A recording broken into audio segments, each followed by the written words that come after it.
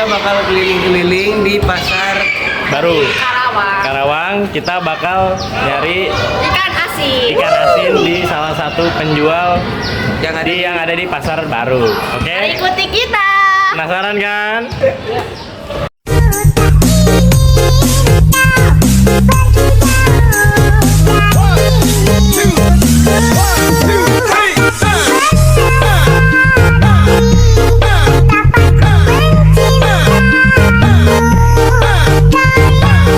Sekarang kita akan menuju pasarnya.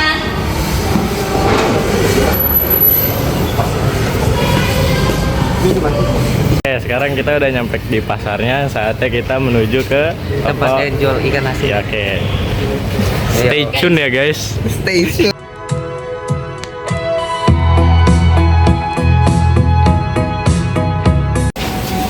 Oke, sekarang kita udah dekat tokonya, langsung aja kita jalan dikit lagi kita nyampe ya. Dikit lagi kita nyampe. Itu guys. tuh tokonya tuh. Udah dekat banget. Udah dekat banget. Oke, kita udah nyampe ke tempatnya. Halo kok. Halo juga. Izin lihat-lihat ya. Ya boleh, silakan. Jadi di sini ada banyak jenis guys. Ini ikan apa? Nggak tahu. Itu sepat. Oh, ini ikan Ini sepat. Siam ya. Sepat siam sekilo berapa kok? Sekilo 150. 150. Ini cumi asin sekilo berapa kok? 120. 120. Terus Ini banyak banget ya kok. Nah, itu banyak. ini apa? Ini ada manis-manisnya. Nah, deng-deng manis. Ya. Ini berapa sekilo kok? 50. 50. Ya. Tanya nanti Badi ya. Iya. Badi. Aman kok. Ah, jangan tanya aja. Itu tuh yang gede tuh. Ya. Wih. Ini apa nih gede banget nih? Nah, itu gabus. Ikan gabus. Gabus Papua. Hmm. Iya, Papua. Biasa yang paling sering banyak dibeli yang mana? Kalimantan. Gabus Kalimantan ya. Biasa yang paling sering dibeli di yang mana kok? Yang Kalimantan. Iya. Kalimantan. Ini sekilo berapa kok? Sekilo ya 130. 130. Kalau yang gabus itu Ya itu gabus sama. beli aja sih. Ini yang Sama. irian berapa Ya, sekilo? iya, sama. sama. Sama. Oke. Jadi Kalau yang kecil-kecil itu. Ini tadi nama ikan. ini jengki. Tadi jengki. Jadi kita di sini kita mau beli cumi asin ya. Kalau nawar ini kira-kira bisa nggak ya? Ini harganya Itu berapa? Harga 4. Seperempat Harga ya, apa? Seperempat berapa kok? 30. 30. berapa 30? 25 lah kok. Nggak bisa. Itu udah nggak bisa. 28 28 kok. Tengah-tengah kok. 28 kok Nggak bisa juga itu pas. 28 kok tengah-tengah kok. Ya udah dah. Seperempat. Seperempat aja. Ini harus jadi. Mau ambil sendiri. Oh iya siap kok. Ambil sendiri satu ember. Saya ambil. Ambil sendiri, kita ambil 1 ember kok. Ya.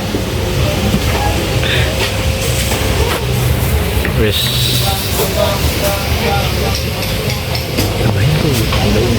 Lebihin dikit lah kok. Body diskon tapi lebihin dikit lah kok. Nanti sisa bawa, makan nggak habis bawa sini lagi ya. Ini naik.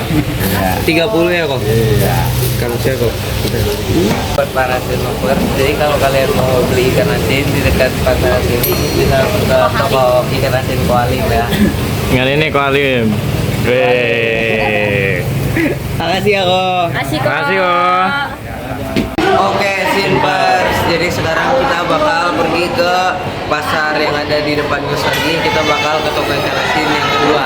Jadi kita bakal ke toko ikan asin yang kedua ini buat nanya-nanya lagi ya. Oke, Oke. langsung aja. Capcus. Di mana Nel lokasinya Nel? Ini posisi deket banget ya. Dekat banget ya. Jadi ini berbeda dari yang kemarin guys. Iya, bukan Kualim lagi guys. Let's go. Oke, jadi tempatnya udah ada di belakang kita. Iya. Jadi kita bakal sekarang Kita langsung langsung wawancara mulai aja. ibunya aja. Misi ibu mau nanya-nanya. Yaudah, Oh, boleh. iya. Boleh masuk kan ibu? Di sini ibu ada jual ikan apa aja bu? Ikan asin apa aja? Banyak. Ikan gabus, ikan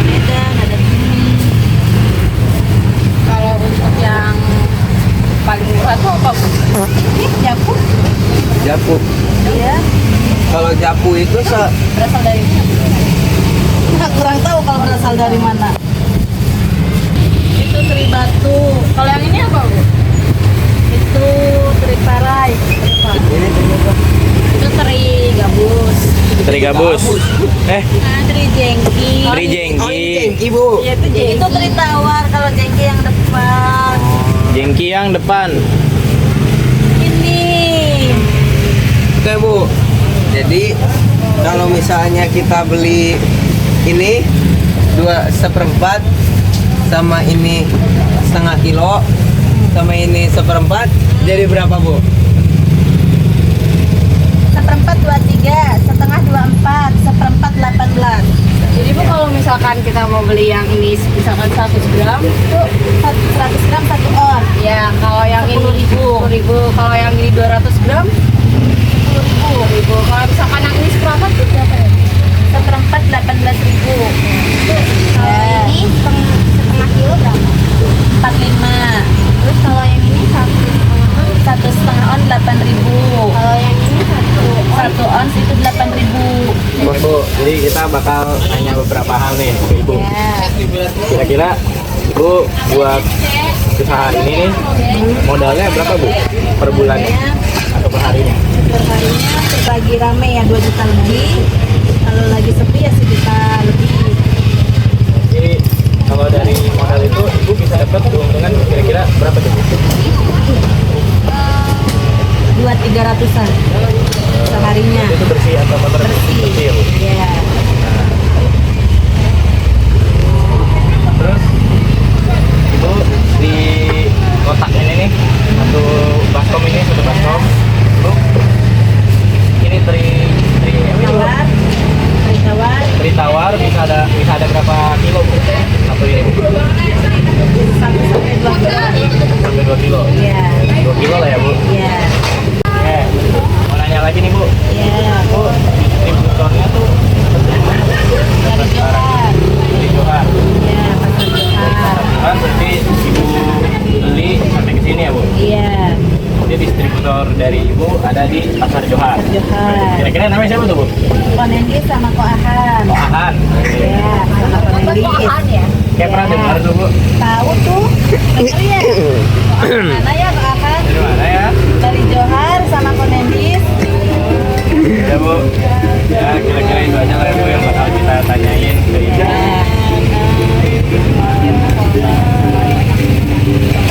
Makasih Bu. Sama-sama. Terima kasih banyak ya Bu. Belajar yang benar ya. Bu. Semangat ya Bu. Makasih ya. Oke Sobat Sin Lovers, jadi setelah kita pergi ke beberapa tempat toko ikan asin, kita dapat menemukan prinsip-prinsip dari tokoh Paul Anthony Samuelson. Dan William Nordhaus yang kita dapat kaitkan dengan kegiatan kita di pasar, yakni sebagai berikut.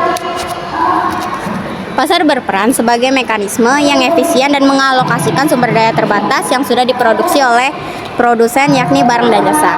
Di pasar juga terdapat penentuan harga barang dan jasa serta pasar merupakan sarana melakukan distribusi barang dan jasa antara produsen dan konsumen.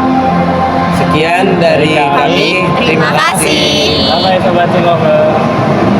Oke Sinpers, mungkin sekian Dari video kami ini, yang sudah menuju ke 2 tempat Ikan asin. ikan asin. semoga kita bertemu lagi di lain waktu. Bye bye. Dua tokoh yang mempengaruhi latar belakang terjadinya tawar menawar. Yang pertama adalah Jonas dan Carl von Clausewitz. Yang pertama yaitu Jonas mengembangkan kerja untuk memodelkan tawar menawar dengan pendekatan aksiomatik. Pendekatan ini menetapkan fitur-fitur yang harus ada dalam hasil tawar menawar. Kali ini kita melakukan proses tawar menawar atau proses negosiasi yang terjadi di dalam pasar, di mana kita harus menyesuaikan nilai yang kita inginkan kepada para penjual. Semisal para penjual menjual dengan harga sekian namun kita menginginkan dengan harga sekian, kemungkinan kita dapat menurunkan harga dari yang diberikan oleh para penjual kepada kita agar harga bisa termasuk dalam relatif murah. Thomas Shelly menggabungkan konsep bargaining power atau daya tawar dengan teori ancaman yang digunakan untuk menganalisis permasalahan pemanasan global.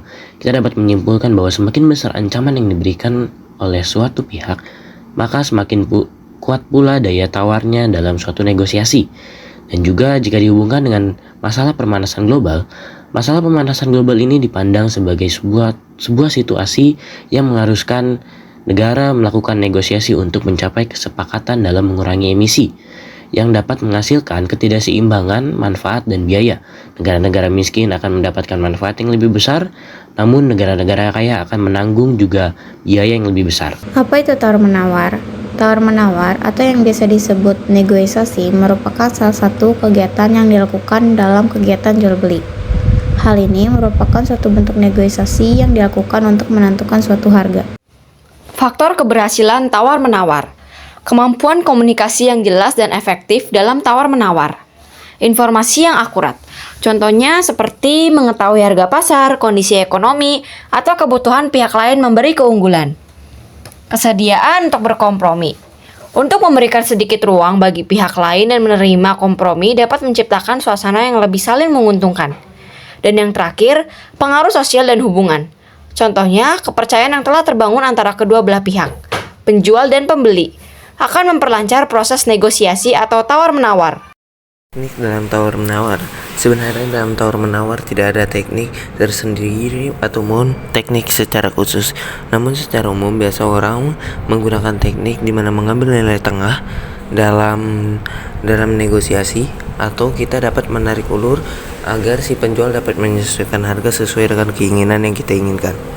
Tantangan dalam tawar-menawar terdapat 5, yakni yang pertama ada keegoisan antara pembeli dan penjual, yang kedua ada kurangnya kesabaran, yang ketiga adalah proses tawar-menawar yang hanya menguntungkan suatu pihak, dan hal ini merupakan hal yang wajar karena ini merupakan salah satu hasil dari tawar-menawar. Yang keempat ada tidak terjadinya persetujuan antara kedua belah pihak, dan yang kelima hal ini dapat terjadi sehingga penjual tidak dapat menurunkan harga, yakni karena kenaikan harga pokok. Kesimpulan, kita dapat berkomunikasi dengan efektif dalam proses tawar-menawar tanpa terjadinya konflik antara kedua belah pihak. Kami juga mencari solusi atas masalah yang menjadi kendala bagi kedua pihak. Kami juga harus dapat mencari tahu harga pasar untuk kami dapat melakukan negosiasi dengan tepat. Nah, berikut ini adalah model ikan asin yang telah kami temukan saat wawancara pada waktu itu. Nah, oke, di sini ada 3 persamaan dari model ikan teri yang sudah kami temukan. Persamaan pertama adalah 250X ditambah 500Y ditambah 250Z sama dengan 65.000, yang akan kita sederhanakan dengan cara dibagi 250. Lalu persamaan yang kedua adalah 500X ditambah 150Y ditambah 100Z sama dengan 61.000, yang akan kita sederhanakan dengan cara dibagi 50.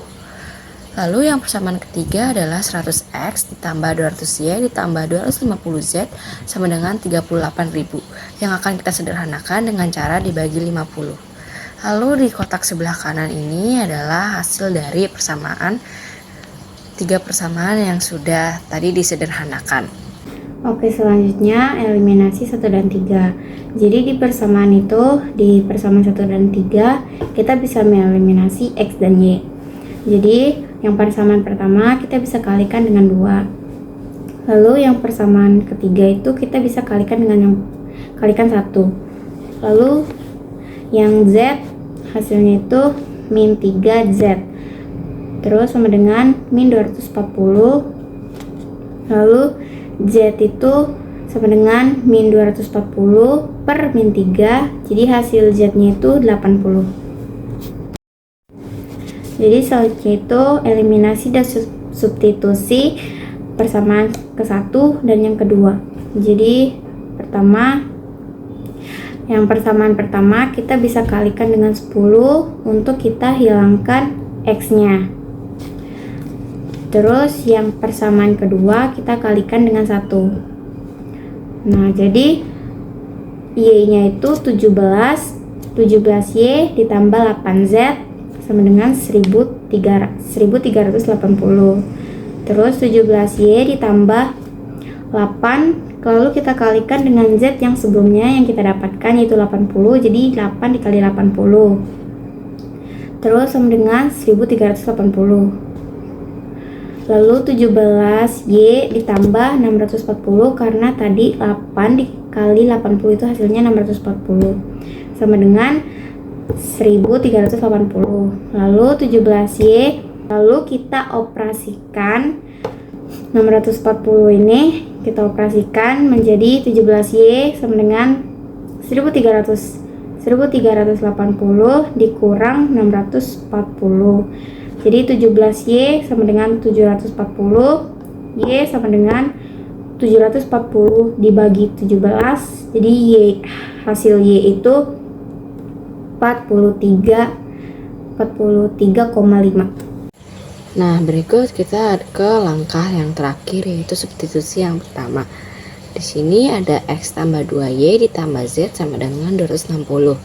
Lalu ada X tambah 2, 43,5 itu hasil dari Y. Nah, lalu kita tambah dengan 80. 80 ini hasil dari persamaan yang pertama yang menghasilkan 260. Lalu X ditambah 87 ditambah 80 yang menghasilkan 260. Step berikutnya, X sama dengan 260 dikurang 167. Maka X-nya adalah 93. Oke, kita udah dapat list harga per 1 gram. Tapi kan gak mungkin orang beli dengan 1 gram. Jadi kita bikin list harga per 100 gram dan 1 kilo. Oke, jadi di sini saya sudah membuat model matematikanya tentang variabel kendala. Jadi variabel kendala yang kita ambil di sini ada modal, stok, dan daya tampung. Yang pertama itu ada teribatu sebagai X, tritawar sebagai Y, dan kapasitasnya. Jadi modalnya di sini modal untuk membeli teribatu itu 55.000 per kilogram dan tritawar itu 75.000 per kilogram. Karena bahan jualnya ini menyetoknya itu 30 kilogram, jadi 55.000 ini dikali dengan 30 dan 75.000 ini dikali dengan 30. Jadi hasilnya 3.900.000 dalam sekali penyetokan. Dan di sini stoknya dia hanya 1 kali per bulan, 1 kali itu 30 kilo dan ini juga 30 kilo. Jadi 60 kilo totalnya. Dan daya tampungnya ini, jadi di toko tersebut ada baskom dan 1 baskom ini di teribatu ini hanya menggunakan 1 baskom. Jadi 1 baskom tuh senilai dengan 2 kilo. Teritawarnya juga jadi kapasitasnya 4 kilo. Oke, jadi setelah kita membuat modelnya, kita dapat menentukan persamaannya. Jadi yang pertama ada 55.000 X tambah 75.000 Y tidak lebih besar, lebih kecil daripada lebih kecil sama dengan 3.900.000. Ini dapat disederhanakan dibagi 5.000 jadi 11 X tambah 15 Y sama lebih kecil sama dengan 780. Terus ini persamaannya juga X plus Y karena ini satu jadi X plus Y lebih kecil atau sama dengan 60. Ini juga sama, jadi X plus Y lebih kecil atau sama dengan 4. Terus kita tambahin X lebih besar daripada 0 atau sama dengan 0, Y lebih besar daripada 0 atau sama dengan 0. Oke, jadi di sini kita akan mulai dari persamaan yang pertama, 11X plus 5Y sama dengan 780. Nah, di sini kita akan berubah X sama Y-nya dulu karena kita kalau bikin garis itu harus ada 2 titik. Kita dari titik yang pertama X-nya kita ganti 20 jadi 11 dikali 20 karena X-nya kita ganti 20 plus 15Y sama dengan 780. Nah, di sini 11 kali 20 itu 220 plus 15Y sama dengan 780. Nah, ini dioperasikan jadi di kiri dikurang 220, di kanan dikurang 220. Jadi 15Y sama dengan 780 dikurangin 260. 15Y sama dengan 560, Y sama dengan 560 dibagi 15, yaitu Y-nya ketemu jadi 37,3. Jadi titik yang pertama itu 20,37,3. Nah, di sini kita lanjut ke titik yang kedua. Di sini kita rubah Y-nya jadi 20. Jadi 11X plus 15Y. Nah, Y-nya ini kita rubah jadi 20, jadi sama dengan 780. 11 tambah 300 kali 15 kali 20, 300 jadi sama dengan 780. 11X. Nah, ini dioperasikan lagi dikurangi 300 jadi 780 dikurangi 300. 11X sama dengan 480. X sama dengan 480 dibagi 11 sama dengan 43,6.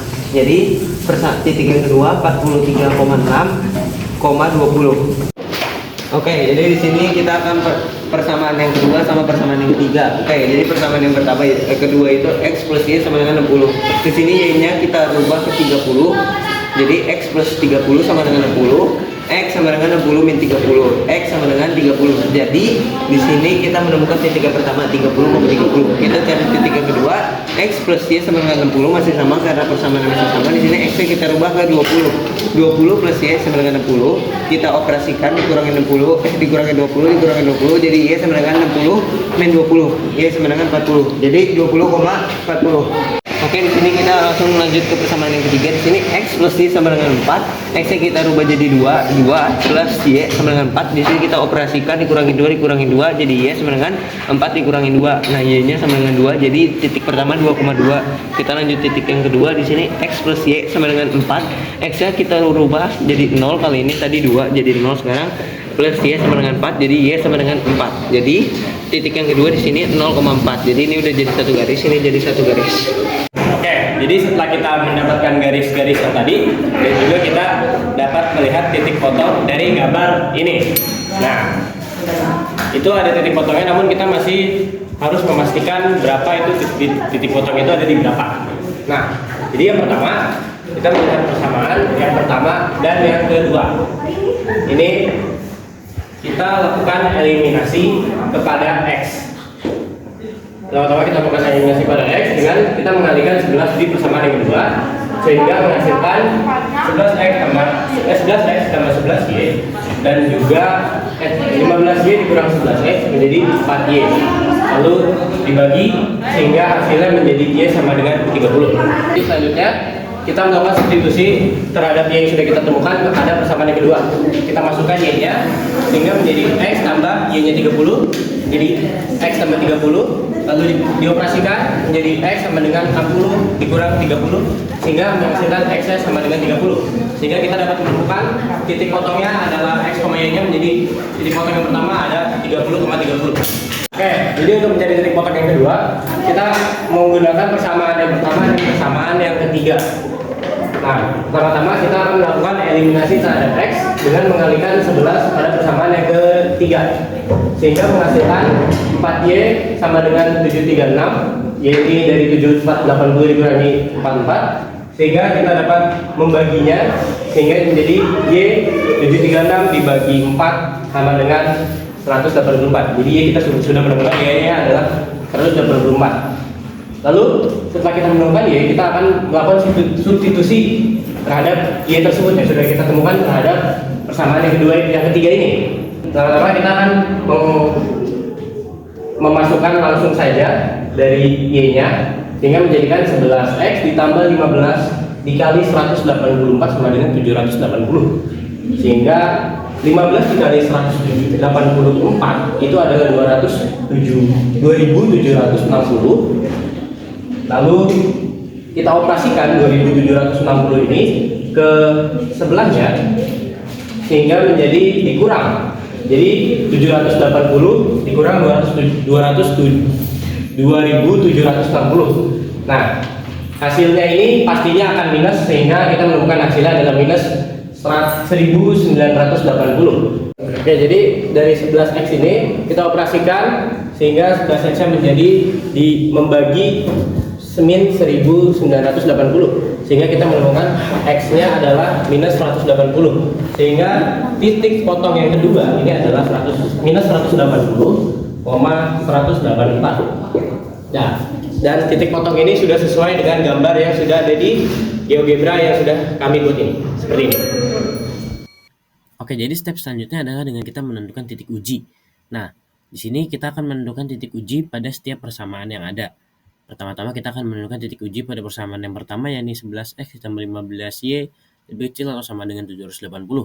Nah, persamaan ini perlu diketahui adalah yang berwarna biru, garis yang berwarna biru itu. Nah, kita menentukan pertama-tama ini ada di titik 30,35 itu ada di titik I, dan juga ada 25,30 itu di titik J.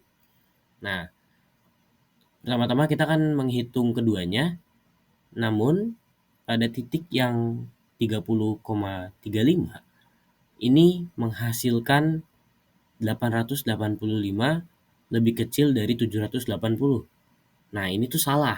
Jadi, kita tidak akan memakai yang ini, namun kita akan memakai yang sebelahnya, yakni yang 25,30, atau ini yang berada di daerah bawah atau daerah sebelah kiri dari garis. Nah, maka kita melakukan arsir pada bagian sebelah kiri garis. Nah, jadi dengan hasil 725 itu lebih kecil daripada 780. Nah, itu hasilnya benar, maka kita akan melakukan atau mengarsir bagian kiri dari bagian titik uji tersebut.